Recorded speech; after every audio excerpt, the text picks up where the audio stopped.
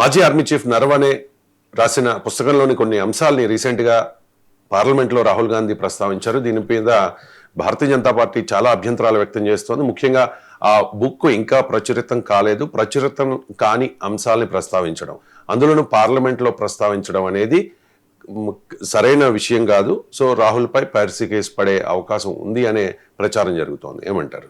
Yes అండి, ఇప్పుడు book piracy case అనేది చాలా శక్తివంతమైన యాక్ట్ ఇండియాలో. మరి రాహుల్ గాంధీ గారు ఒక అన్పబ్లిష్డ్ బుక్, అంటే పెంగ్విన్ అనే ఒక పబ్లిషింగ్ హౌస్ దాన్ని ముద్రించాలి, దాన్ని క్లియరెన్స్ కోసం పబ్లికేషన్ చేయడానికి కావాల్సిన ముద్రించడానికి కావాల్సిన అనుమతులుగా అది మినిస్టర్ ఆఫ్ డిఫెన్స్కి పంపడం జరిగింది. ఎందుకంటే నేషనల్ సెక్యూరిటీ సంబంధించిన సెన్సిటివ్ విషయాలు ఉంటాయి.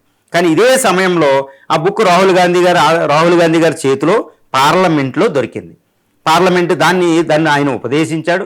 ఇప్పుడు పీడిఎఫ్ కాపీల్లో చాలా చోట్ల అది ప్రొడ్యూస్ అవుతుందంట. అందుకని పెంగ్విన్ సంస్థ ఆల్రెడీ వార్నింగ్ ఇచ్చింది, అది దీనికి సంబంధించిన మీద విచారణ చేయాలి. ఇది ఎందుకంటే మేము చాలా నష్టపోతాం. పైరసీ యాక్ట్ ఉంటుందండి. పైరసీ యాక్ట్ తర్వాత కాపీరైట్ యాక్ట్ చాలా శక్తివంతం. అవి లేవనుకోండి ఎకానమీ కొలాప్స్ అయిపోతుంది అనమాట. అవి చాలా శక్తివంతంగా ఉండాలి. భారతదేశం కూడా శక్తివంతమైన పైరసీ కాపీరైట్ యాక్ట్లతో ఇవన్నీ తయారు చేసుకున్నాం. కాబట్టి లోగో యాక్ట్లు ఇవన్నీ ఉంటాయి అన్నమాట. కాబట్టి ఇప్పుడు ఈయన బుక్ ఈయన చేతిలో దర్శించింది. మరి ఈయన చేతికి ఆ బుక్ ఎలా వచ్చింది? నరవణే రాసిన డెస్టినీ ఆఫ్ 5 స్టార్స్ బుక్ ఎలా వచ్చింది? అది కూడా పార్లమెంట్ సాక్షిగా ఆయన చూపిస్తున్నారు. ఆ బుక్ని చేతిలో పెట్టుకుని తర్వాత బయటకు వచ్చి ఏఎన్ఐ పీటీఐకి ఇచ్చిన చోట ఆ బుక్ చేతిలో దర్శించింది.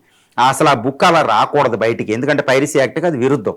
ఈ పైరసీ యాక్ట్ కింద అది ప్రూవ్ అవుతే 3 నెలల నుంచి 3 సంవత్సరాల జైలు, 6 నెలల నుంచి 3 సంవత్సరాల జైలు శిక్ష, ఒక్కో సందర్భంలో 5 సంవత్సరాల ఇంప్రిజన్మెంట్ కూడా పడుతుందండి.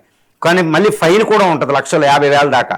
కాబట్టి ఇప్పుడు ఈయన మీద అది కేసుకి ఈయన అట్రాక్ట్ అవుతుందంటే ఈ కేసు ఒక్కసారి రిజిస్టర్ అయ్యి ఇన్వెస్టిగేషన్ మొదలు పెడితే రాహుల్ గాంధీ గారిని కూడా విచారించవలసి వద్దు. రాహుల్ గాంధీ గారి మీద కూడా ఒక A1 గాను A2 A3 గాను పెట్టవలసి వద్దు. అంటే ఏంటి, పైరసీ కేసు రాహుల్ గాంధీ గారి మీద రాబోతుంది అనేది మనకి ఇక్కడ సంకేతం అందుతుంది అనమాట. అంటే ఆయన చేతిలో అన్పబ్లిష్డ్ బుక్ ఉండకూడదు. ఆ పబ్లికేషన్కి ఎవ్రీ రైట్ ఉంది. ఎందుకంటే అది క్లియరెన్స్కి వెళ్ళినప్పుడు ఆ బుక్ బయటకు రాకూడదు, PDF కాపీలో రాకూడదు. అది ఏదో కొంచెం ఆ బుక్లో ఉన్నది ఒక విషయం ఆ రైటర్ చెప్తే అది ఏఎన్ఐకి ఇస్తూ ఆయన కొన్ని చెప్పాడు. ఆయన కొంచెం ఏదో ట్రయల్ రిలీజ్ చేసినట్టు కొన్ని చెప్తారు. అలాగా బయటకు వచ్చినవి వేరండి. కానీ ఈ బుక్ ఆయన చేతిలో దర్శించడం వల్ల రాహుల్ గాంధీకి ఆ పైరసీ యాక్ట్ వస్తుంది, ఆ కేసు అవుతుంది. అది మరి ఎలా ఆయన సమర్థించుకుంటారనేది మనం చూడాలి.